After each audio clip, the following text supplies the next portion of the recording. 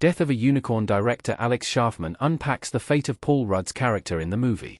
The A24 horror comedy stars Rudd as Elliot, a father who accidentally hits a unicorn with his car on a trip with his daughter, Ridley, Jenna Ortega.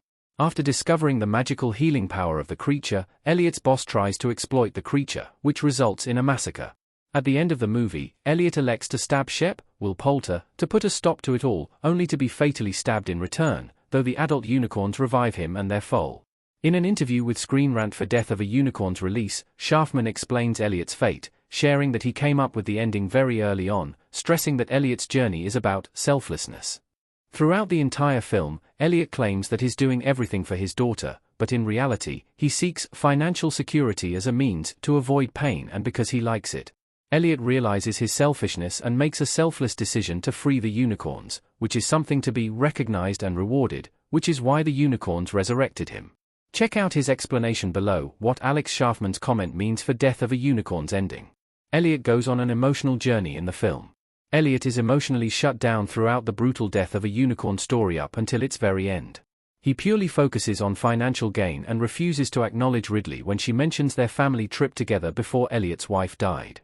Schaffman's comment about Elliot avoiding pain explains his disconnection from Ridley and why he strikes the injured baby unicorn dead with a metal bar in the first place, despite it not being a threat to him or his daughter. Elliot even went so far as to steal the baby unicorn's horn for financial gain, despite witnessing the deaths of those before him. However, as pointed out by the director, the moment when he holds himself accountable for his past actions is when everything changes.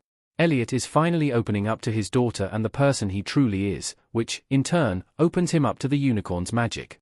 In the same interview, Schaffman also explains that Death of a Unicorn's larger metaphor is the touching of the horn creating this kind of ethniogenic, semi-religious cosmic experience, which offers another angle into Elliot's resurrection.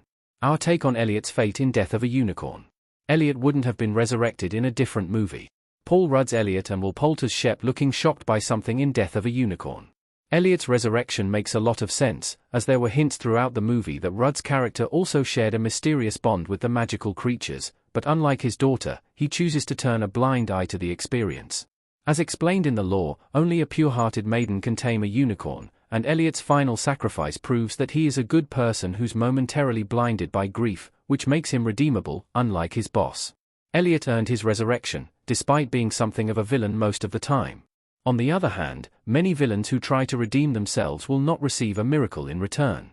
However, it seems that Schaffman's A24 movie is more about the semi-religious cosmic experience than settling on a score, particularly as Death of a Unicorn's ending sees the family of unicorns knock over the police car holding the father and daughter to rescue them, but doing so may have killed them.